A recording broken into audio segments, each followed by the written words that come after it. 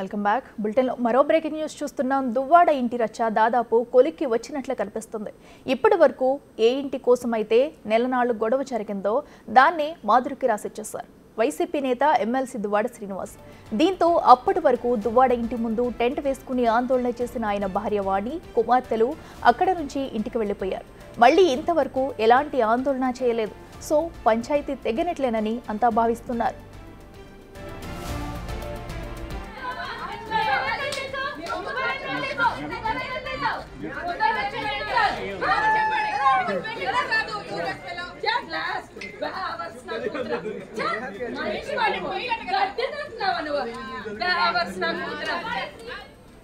దువ్వాడ శ్రీను తన అప్పును తీర్చే పరిస్థితిలో లేకపోవడంతో ఇంటిని రాసిచ్చేశారని మాధురి అన్నారు. ప్రస్తుతం దువ్వాడ శ్రీను తాను లివ్ ఇన్ రిలేషన్లో ఉన్నామని, త్వరలో ఒకటవబోతున్నామని చెప్పారు.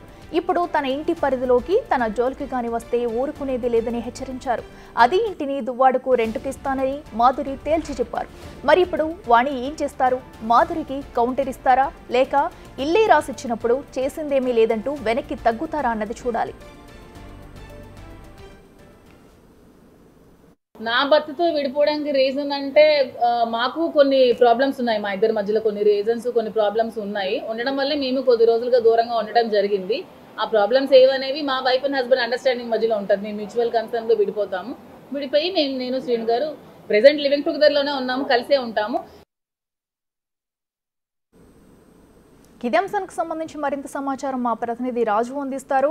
రాజు, చెప్పండి, మరి దువ్వాడ శ్రీను ఇంట్లో జరుగుతున్న గందరగోళానికి తెరపడినట్టే అనుకోవచ్చు. ఎందుకంటే ప్రస్తుతం ఆయన ఉంటున్న నివాసం కూడా మాధురికి రాసిచ్చేశారు. సో ఇప్పుడు తను కూడా చెప్పడం జరిగింది, నిన్న అయితే ప్రెస్ మీట్ పెట్టి ఆ నివాసం కూడా పూర్తిగా ఇప్పుడు నాది, లీగల్గా నా పేరు మీద రిజిస్ట్రేషన్ చేశారని కూడా చెప్తుంటాను. అసలు ఇప్పుడు అక్కడ ఏం జరగబోతుంది?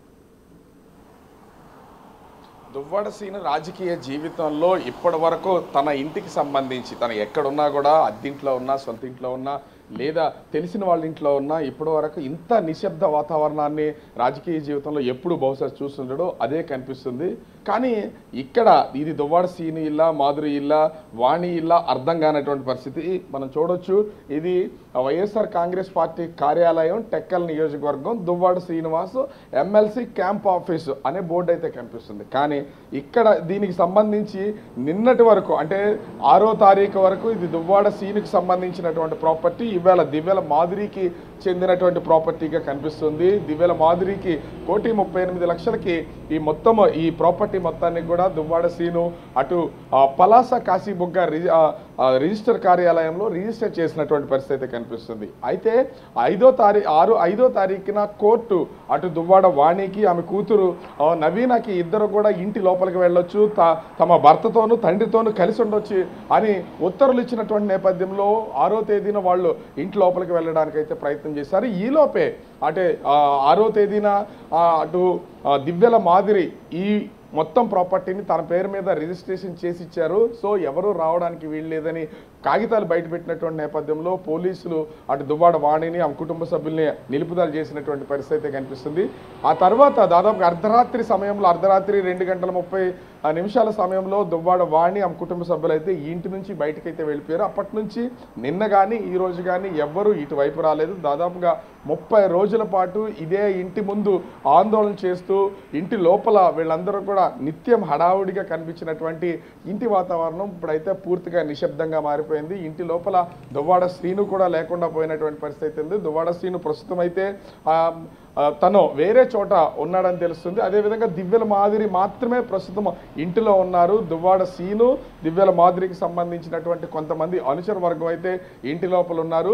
మిగిలిన అంటే దువ్వాడ ఫ్యామిలీకి సంబంధించినటువంటి వాళ్ళు ఏ ఒక్కరూ లేకపోవడంతో ప్రస్తుతం అయితే ఇంటి వాతావరణం అంతా నిశ్శబ్దంగా మారినటువంటి పరిస్థితి ఉంది. బహుశా దువ్వాడ శ్రీను కూడా ఎప్పుడు ఊహించుంటాడో తనకు సంబంధించినటువంటి పార్టీ కార్యాలయం కానీ లేదా ఎమ్మెల్సీ కార్యాలయం కానీ తన ఇల్లు కానీ ఎప్పుడు ఇంత నిశ్శబ్దంగా ఉంటుందని. కాకపోతే ఇప్పుడు దువ్వాడ శ్రీను నుంచి దివ్యల మాదిరి ఇంటిగా మారిపోయినటువంటి నేపథ్యంలో ప్రస్తుతం అయితే నిశ్శబ్ద వాతావరణం ఉన్నటువంటి పరిస్థితి ఉంది. కానీ దీనికి కౌంటర్గా ఇప్పటికే గౌరవ కోర్టు నుంచి మాకు ఇంటి లోపలికి వెళ్ళడానికి ఉత్తర్వులు అయితే వచ్చినటువంటి పరిస్థితి అయితే కనిపిస్తుంది. కానీ అటు మేము ఇంటి లోపలికి వెళ్ళడానికి దివ్యల మాదిరి అంగీకరించకపోవడం, తన పేరు మీద ఇంటిని రిజిస్టర్ చేసినటువంటి పరిస్థితి కనిపిస్తున్నటువంటి నేపథ్యంలో మేము ఇంటి నుంచి బయటకు వచ్చేసాం. దీనికి కౌంటర్గా కోర్టులో ఇప్పుడైతే కేసు ఫైల్ చేస్తున్నాం. ఖచ్చితంగా దీనికి సంబంధించి మా సంతకాలు లేకుండా భార్యగాను లేదా కూతుళ్ళు గాను వాళ్ళు ఎవరు సంతకాలు లేకుండా ఏ విధంగా రిజిస్ట్రేషన్ ప్రాసెస్ అనేది అవుతుంది, దీని కౌంటర్ మేము ఖచ్చితంగా కోర్టులో తీర్చుకుంటామని ఈరోజు దువ్వాడ వాణి కోర్టుకు వెళ్తున్నటువంటి పరిస్థితి అయితే ఉంది. అదేవిధంగా దివ్యల మాదిరి కూడా తన ప్రాపర్టీని బలవంతంగా లాక్కునే ప్రయత్నం అయితే చేస్తున్నారు. ఇది నాకు రాసిచ్చినటువంటిది. దువ్వాడ సీను తనకి సంబంధించినటువంటి తన స్వార్జితంతో కొనుక్కున్నటువంటి కట్టుకున్నటువంటి ఇంటిని తను ఎవరి సంతకాలు లేకుండా రాసిచ్చే అధికారం ఉంది. తను నాకు రాసిచ్చాడు. మేము భవిష్యత్తులో ఇదే ఇంటిని నేను తన పార్టీ కార్యాలయానికి ఎమ్మెల్సీ కార్యాలయానికి రెంట్కి ఇస్తాను. అదేవిధంగా నేను దువ్వాడ సీను త్వరలో ఇక్కడే కలిసి ఉండబోతున్నామని దివ్యల మాదిరి చెప్పినటువంటి పరిస్థితి అయితే ఉంది. ఇందు నిమిత్తం ఎవరు కూడా ఆ ఇంటి వైపు రాకుండా ఆ ఇబ్బందులు కలిగించకుండా నాకు హాని ఉంది, నాకు ప్రాణరక్షణ కల్పించడంతో పాటుగా ఇంటికి సంబంధించి దువ్వాడ వాణి కానీ కుటుంబ సభ్యులు కానీ కూతురు కానీ ఎవరో రాకుండా ఉండేలాగా ఆ కోర్టుకు వెళ్తున్నటువంటి పరిస్థితి అయితే ఉంది.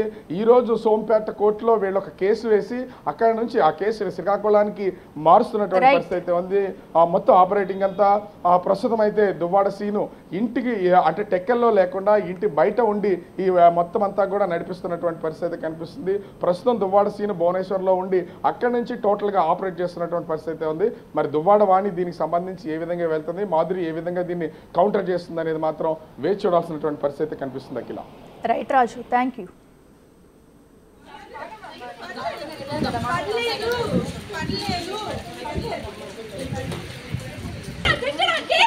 ఏం చేస్తాడు ఏం చేస్తాడు